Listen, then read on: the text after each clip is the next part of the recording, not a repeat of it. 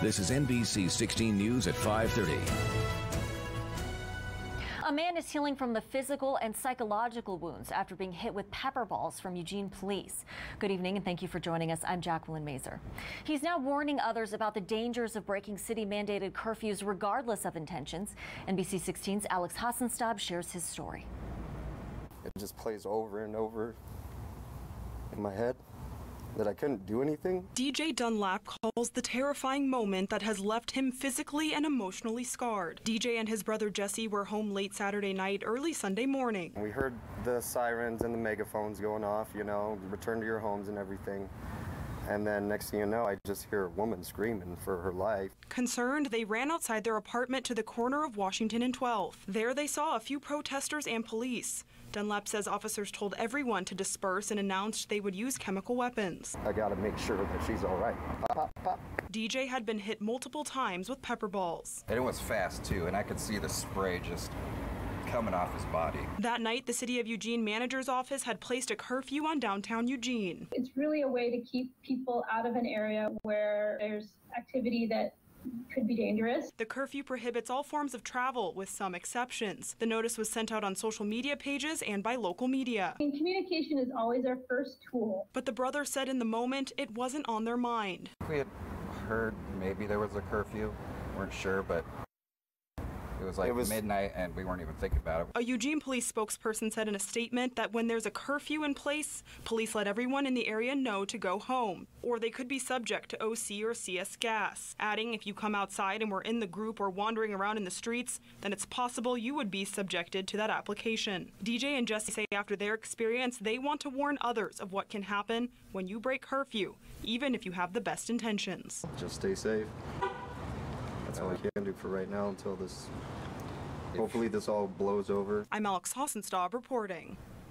Eugene is reacting to the death of George Floyd and the issues his death brings to light. Thousands came out to protest over the weekend in downtown. Now the mayor is speaking out. NBC 16's Stephanie Rothman joins us live again in the studio tonight. Stephanie? Jacqueline, she says she's filled with pain and sorrow for the Black community and also proud of those who came out on Sunday to show support. She echoes the sentiment felt across the country. Showing up is a positive step in the right direction, but this is just the start. Oh, I was just appalled and dismayed. It's murder. It's murder committed by a police officer. It's horrifying. In the aftermath of George Floyd's death, the city of Eugene has shown through protests they agree. A weekend filled with rallies concluded with a massive march on Sunday where thousands of people showed their support. That's when Mayor Vinnis showed hers, speaking at Alton Baker Park that afternoon with a message. I'm here. I'm listening. I've spent the day with you. Yes, let's make some progress. Let's just not talk, but do something. And many did. But some groups took a different angle to action, using violence late Friday night and early Saturday morning, leaving many local businesses in downtown Eugene literally shattered. So I've heard from the business community, especially after Friday night, especially after the damage, a feeling of tremendous vulnerability. Were we really watching out for them? She says they are. Unfortunately, much of the damage was already done. Row after row, businesses now boarded up, bracing for the possibility of further violence as demonstrations continue. Because of this, a curfew was put into effect. I don't know when the last time was Eugene ever imposed a curfew. I don't know when we have seen that sort of state of emergency, probably in the 60s. During the deepest of the anti-war movement. So it's not desirable. We don't want to be in that place. As for what we do now, Vinnis is looking to deepen ties to the city's institutions that already are set up to fight racial inequality. People need to see some visible changes. So I think there's a conversation here about what that looks like. How deep does that go? Reporting in Eugene, I'm Stephanie Rothman. We know there's a lot of uncertainty during this time, so I want to make sure you all know we're on top of it. As more happens, we will bring you the latest information as we get it. Jacqueline. All right, thank you, Stephanie. Well, Minnesota is launching a statewide investigation into the policies and procedures of the Minneapolis Police Department. Governor Tim Walz says the Minnesota Department of Human Rights will lead the probe. The government agency filed a civil rights charge in the death of George Floyd while he was in police custody. Minneapolis police fired the 4 officers involved, but only one has been arrested arrested and charged. Protesters are calling for the other 3 to also be arrested. Walt says he will continue using state resources to institute change. On the South Coast, the search continues for a North Bend high school teen who went missing while hiking Sunday night. NBC 16's Amanda Slee reports. Friends and family of Ian Spalding, a 17-year-old junior at North Bend High School, gathered at the trail where Spalding slipped and fell Sunday night. They were on a rock bluff in the area of Norton Gulch, and that's where he fell from. According to the Coos County Sheriff's Office, witnesses saw the teen strike his head and observed him in and out of consciousness floating in the ocean. When the deputies arrived, witnesses had lost sight of Spalding. The Sheriff's Office, Coast Guard, Search and Rescue, local fire departments, and dive teams have been searching on and off since it happened. Throughout the day, there were over 100 volunteers, friends, family, members of the community that were out helping to search the area. As of right now, he has not been located and remains a missing person. The Sheriff's Office has suspended its search, but if there are any clues, they'll return.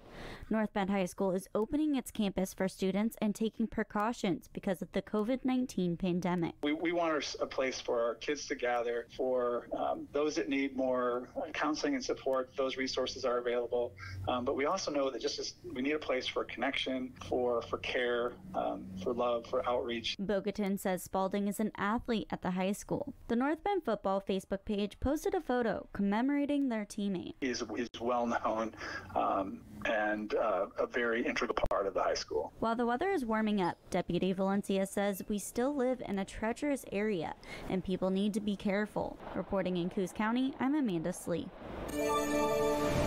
Let's take a look at first weather with our chief meteorologist, Josh Cozart, who joins us live now. Hey, Josh, nice to see you today. Beautiful day. Nice to see you, too. And it was a beautiful day across western Oregon. We saw the return of the sunshine. That kept temperatures slightly above average, managing to make it up into the upper 70s, Willamette Valley, into the low 80s, Umpqua Valley, and even out along the coast, managing to remain in the low 60s for us. But right now, still sitting very comfortably with a temperature of 77 degrees in the Eugene, Springfield area. And our radar and satellite definitely holding on to the clear blue skies overhead, but the pollen count still remains at extreme levels for grass, for trees, moderate. Just keep the allergy medicine close at hand. Remember, the brunt of our season really goes until about the 4th of July before we can start easing up on some of that. But really, the temperatures fall back into the 40s tonight. Sunshine returns tomorrow, but I'm tracking thunderstorm potentials this weekend. Those details in just a few. All right, thank you, Josh. Happening tonight, another deadline in a lawsuit filed against Governor Brown over her stay-home order. The plaintiffs, nearly a dozen churches, are under deadline to file a brief with the Supreme Court by the end of today. This includes Elkhorn Baptist Church in Baker County, where a judge ruled the governor exceeded her authority. The state's deadline was last Thursday. Oral arguments will depend on the Supreme Court decision. Statewide, we're looking at more than 4,300 coronavirus cases and 157 deaths. Most of the cases are up in the northern part of the state in Multnomah, Marion, and Washington counties. Taking a closer look by region, Benton County has 56 cases, Linn County has 118, Lane County Public Health reports 77 cases and 3 deaths. Deschutes County has 127 total cases. Down in Douglas County, there are a total of 28 cases. Douglas Public Health Network says 25 of those 28 cases have recovered, meaning there are only 3 active cases.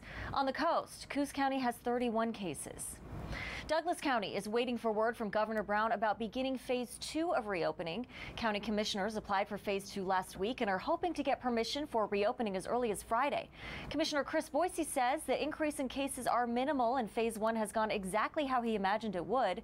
He says there hasn't been any set parameters on what phase 2 will look like. Everything that we're seeing coming from the state has draft written on it in big letters, and it's subject to change. But just for example, restaurants are supposed to be allowed to stay open until 12:30. Gatherings of people supposed to go up to 100. Douglas County documented 3 new positive coronavirus cases since the start of phase 1. Boise says they're still in great shape regarding testing for and treating the virus. Well, the counties in yellow on your screen applied for phase 2 of reopening, including Lane, Douglas, Coos, Linn, and Deschutes. Their applications are currently under review. If the counties in yellow are approved, they could move to phase 2 as early as this Friday. Multnomah County is the only county that has yet to begin phase 1 of reopening. County leaders will likely apply this week. Now remember, phase 2 is considered higher risk. Eligible counties in this phase will be able to have in-person local gatherings up to 100 people with physical distancing. That number could still change, though. People will also be allowed to visit nursing homes again with limitations, and those of us who are working at home will have the option to head back to the office.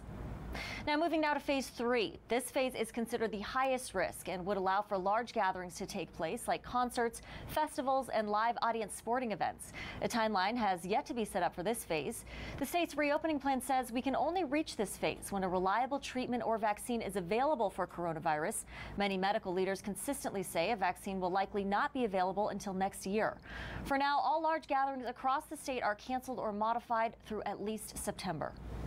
And when we're not broadcasting on television, we do continue to bring you the latest developments on our website, NBC16.com, and on our Facebook page at KMTR News. You can also download our KMTR News app on your phone for free. And coming up on your only local news at 5:30, the U.S. Surgeon General warns there could be a spike in coronavirus cases as crowds head out to protest despite people wearing masks.